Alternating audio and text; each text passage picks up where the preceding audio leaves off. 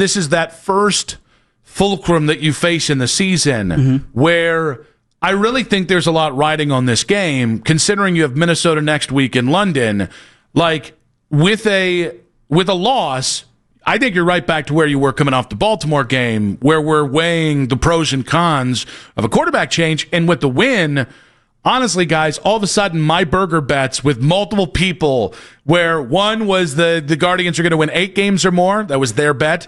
And the other was, I think, with Fanta, 6 games or more. All of a sudden, that starts to look more in doubt because 2-2 through the first 4 games is as ideal as you can get, especially if you're coming off a win over the Lions, who just dusted Baltimore on Monday. Yeah, a lot of people, me and you haven't had our opportunity to really talk about the emotional swing from last week's incredible, unexpected win versus the Green Bay Packers and what type of momentum that carries into this week. I look at this game, and for me, nothing much has changed as far as my opinion on the quarterback situation and how things should be moving forward. The reality is, for me, that defense won that game, and the offense did just enough in the last 4 minutes not to screw it up.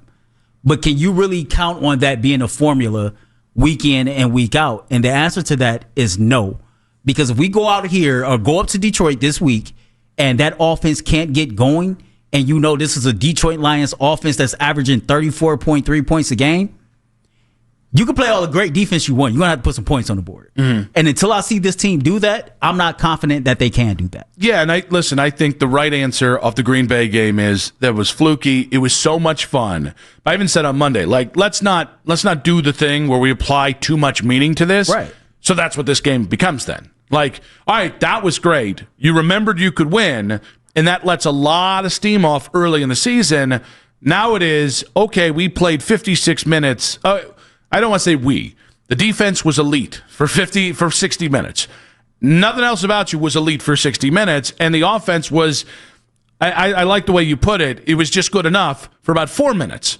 So take whatever, the momentum thing is always overrated. But, all right, you won. You now know you can win. Now let's see if you can stack something on that, because I will say, the bar for this week, we're still at the be competitive part of the season. Absolutely. So that's the first bar. But if you can clear winning, I will have no problem if the Browns win on Sunday, and that causes people to reevaluate their expectations for this team.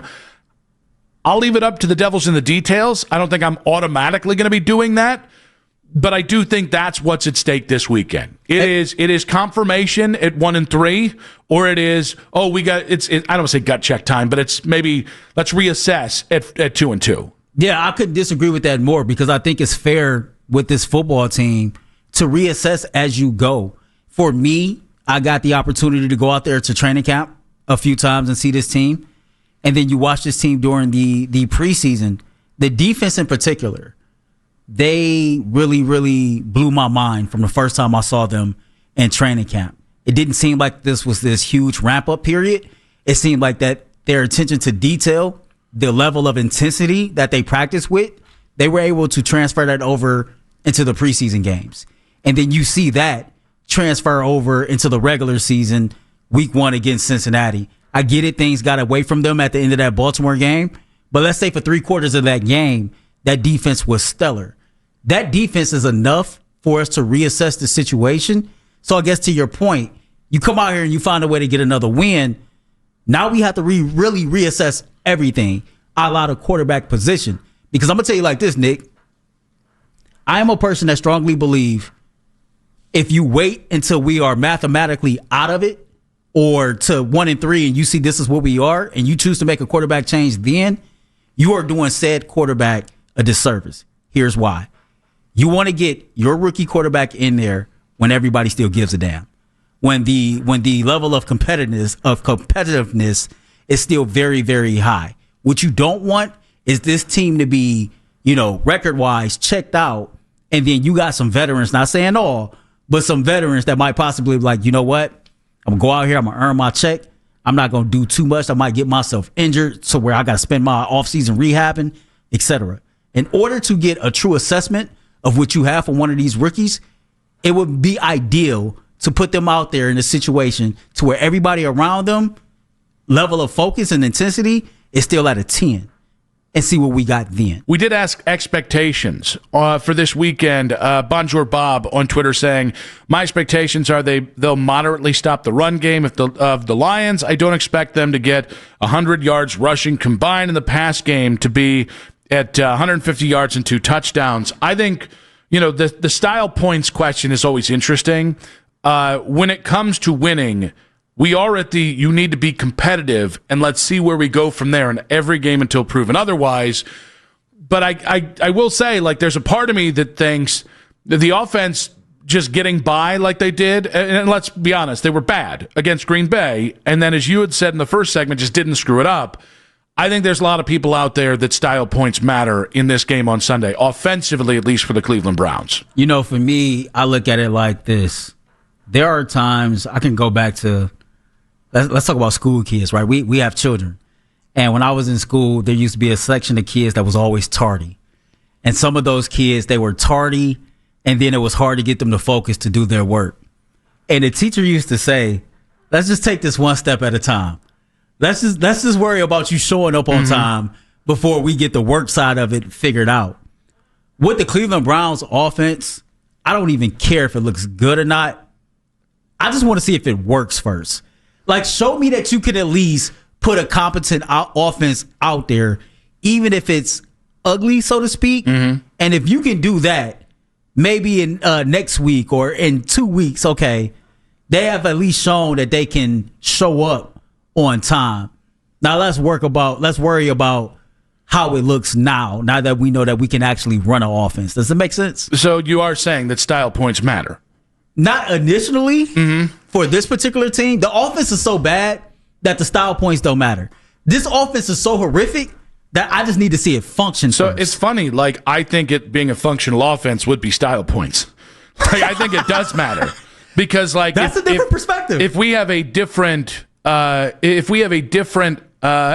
say we have the same outcome from last week, where defensively you're dominant for 60 minutes, and for offensively you are unplayable for 56 minutes, and you get lucky into a win. Anyone on Monday shouting playoffs, it's incredibly premature. For this to be, yes, be competitive. But when I say be competitive, I'm talking about offensively too. And most weeks, they have been incredibly competitive on the defensive side of the ball. Even Baltimore, 21 points on turnovers, 20 real points given up by the defense. That should do. So I've only got one unit that has given me, I think, 12 full quarters of football. Special teams hasn't given you that through the first 2 weeks, although last week was better. And then the offense hadn't given you anything. So, Quinshon's been the most functional thing, and that was one game. So it's weird to be in a position of you have to compete. Well, in this case, I need all 3 phases of the game to compete, because if there's no forward momentum with that offense, I don't know how you continue doing it, whether you win or lose with Joe Flacco going forward. Yeah, I'm worried about that offense this week, if I'm being honest with you. If we go mano a mano across the board, right, I think one of the more intriguing matchups inside the matchup is the Browns defensive line versus the Lions offensive line. But what we all witnessed on Monday night was, Detroit got a damn good defensive line too. But guess whose offensive line is horrific? Ours. Yeah. And so that concerns me because, we can get after the quarterback. We can stop the run. But I also believe that Detroit can get after the quarterback and Detroit can stop the run. And so when you talk about showing up and being competitive, listen, DeJuan Jones was already hurt. Before he was hurt, this offensive line still had questions and issues. And now you're going up against a defensive front led by Aiden Hutchinson, one of the most premier up-and-coming pass rushers in the NFL, against an offensive line that has shown, man, it's going to be hard to protect anybody. And so Joe is going to have to get the ball out quick, which he did a good job of last week, because if you see all the pressures he took last week, you would have assumed that he got sacked more than what he did. But it just has to be more fluid, right? If you know it's coming, if you know what the situation is, it has to be more fluid. Well, and I it's such a cliche, but it's so true. Mistake-free football, right? Like, okay, so if Joe's got to keep being the check down Charlie, which is a conversation we've been having for weeks now, okay, then he has to make sure he hits his wide receivers when they're open, like Isaiah Bond was on the sideline last week. And not just that, Jerry Jeudy can't have a drop. Cedric Tillman can't get hit in the chest and it bounce off on a 1st and 10 play that would have been another first down right there. Right. Even when it comes to like the little nuances of stuff we don't always check up on, like Quinshawn, if he's going to be blocking, you can't let Rashawn Gary through. Obviously, whoever Detroit's version of that is scot-free. Like I guess that's where I'm looking for. Like to me, that is style points.